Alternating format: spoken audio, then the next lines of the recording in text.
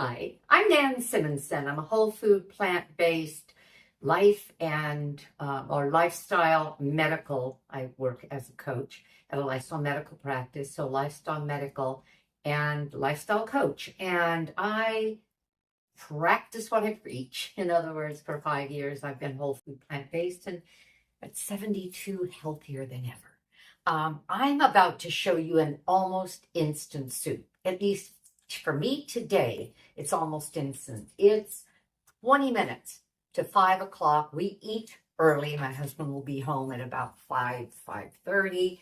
And I like to have things ready so that we can eat early, finish by 6:30, and do what I call intermittent fast or time-restricted eating, in that we don't eat again anything until we have breakfast the next day. For me, that's about 14 hours.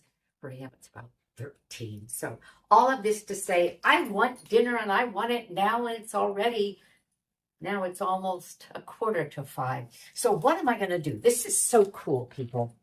This is the value of batch cooking. This is the value of using your freezer. And this is the value of having some resources on hand, some nifty recipes.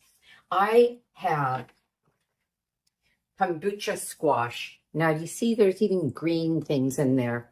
I don't remember what I had done with this. It's been in the freezer for almost a year in just a square sealed plastic container, like a Tupperware container. And it was roasted. It said on there, roasted kombucha squash, and it gave me the date, or gave me the date, October of 22. This is October almost of 23. It's been a year. And I thought, man, use this stuff. So I looked for a recipe, a good recipe that I could do easily. And I'm going to show you what I've picked up, because I'm really excited about it. I was about to put this in the pan. That would have been wrong, because if I'm not making kombucha, roasting it, steaming it, cutting it up now, this is almost instant, and I'll show you why. I'm putting this already cooked squash. The recipe called for 3 cups. This was about 3.5 cups for 2 to sleep in my freezer. I've had some. It tastes delicious.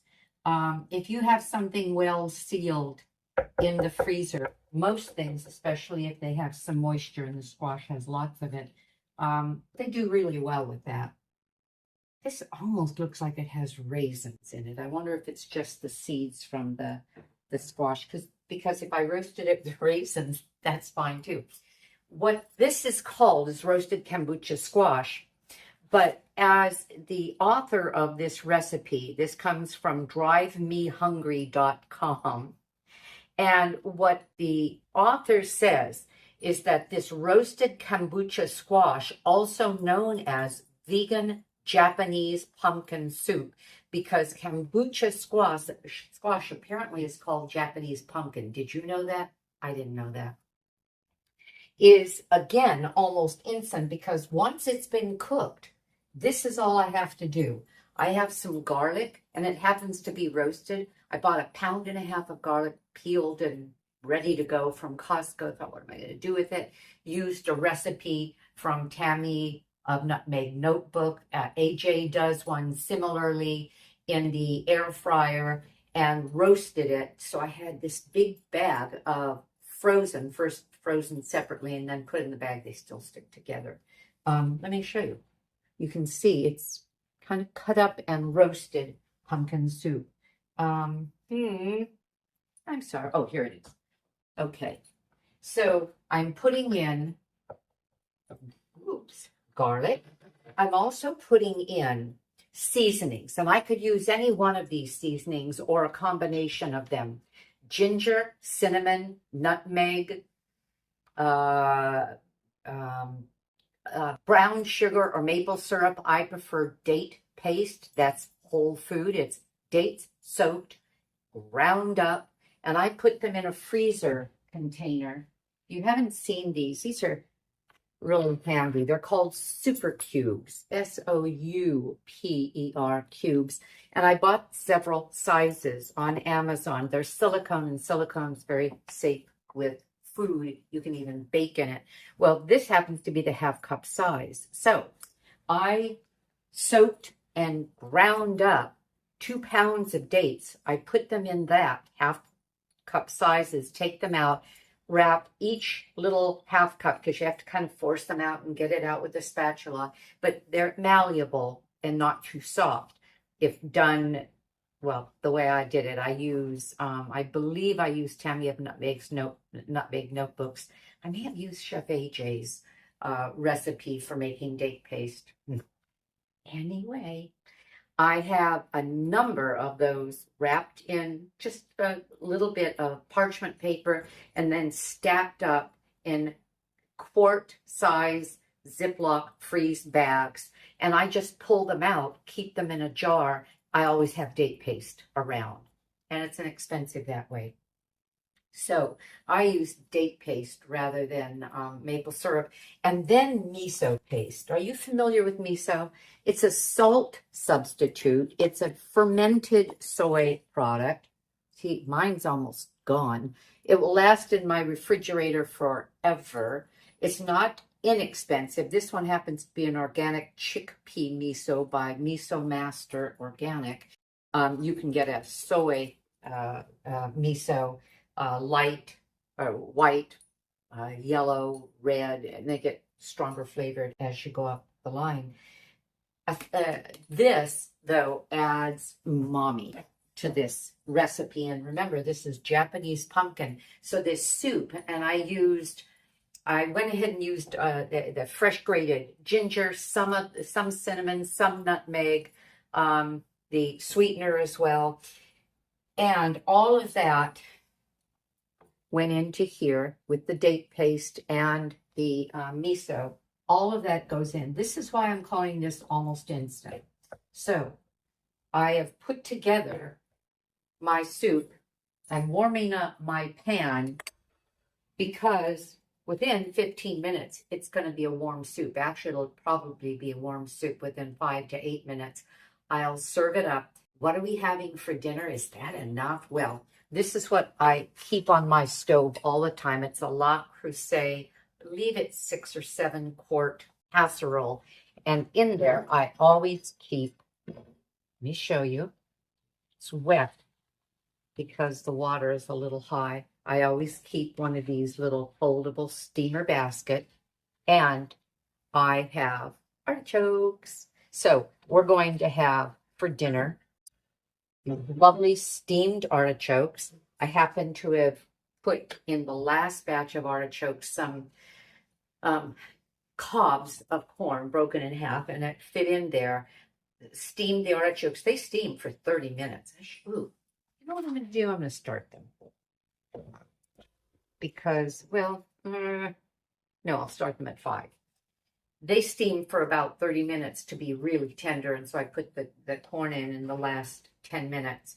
And so, and we didn't eat it. We had too much to eat that meal, so I had leftover corn. It'll be warmed up on the cob. It'll be great. So corn on the cob, and and I'm going to smear the cobs with the teeniest bit of miso and tamari. Won't that be good? Very Asian, well, somewhat Asian. This is going to be Asian flavored, especially with the ginger in there and the miso. So stop talking now. Couple of cups and a half of veg broth. I make my own veg broth by putting scraps in a 1-gallon Ziploc container in the freezer. I just keep putting them in, and when it's full, I use a larger pan than this, an 8-quart stock pot, and I make my own broth. That was my own broth. And then to cream it up, we're using unsweetened coconut milk. And this is organic and it's light. There's a big difference between the light and the full fat coconut milk. This is 70 calories. I don't count calories, so I'm not saying it for that reason. I eat whatever I want that is whole food, plant-based. And if you know anything about caloric density, You may want to look that up or just Google caloric density. Chef AJ, and she'll have a video about that. As long as I am left of the red line, that means grains, legumes, tubers, meaning potatoes as much as I want, all kinds of vegetables, greens, and fruit. I can eat pretty much as I want because all of those are 600 or fewer calories per pound. How many pounds can we eat? Always staying satisfied. I do add a little bit of other foods, but not a lot.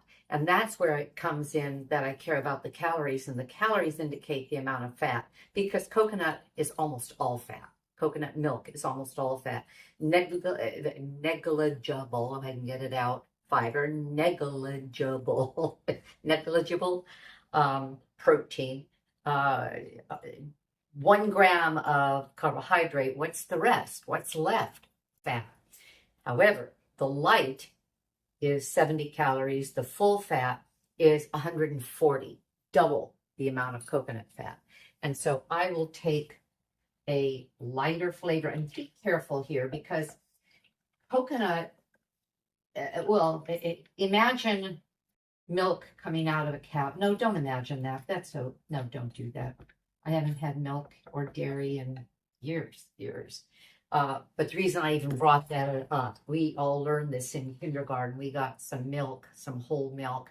The fat rose to the top and we skimmed it off and made butter. That's how we learned where butter came from.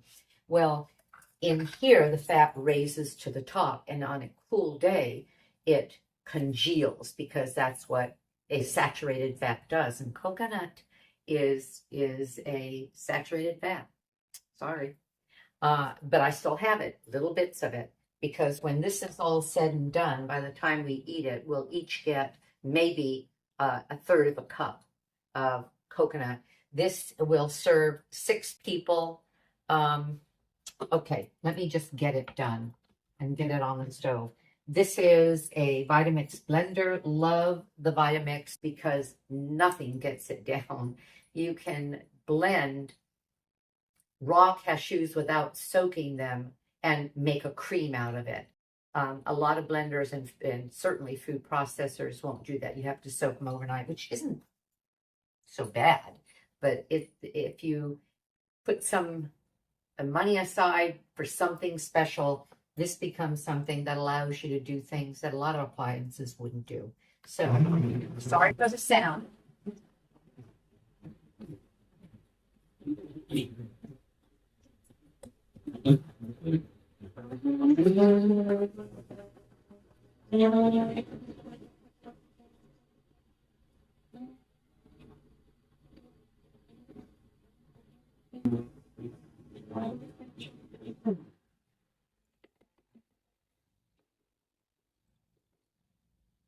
Get it here without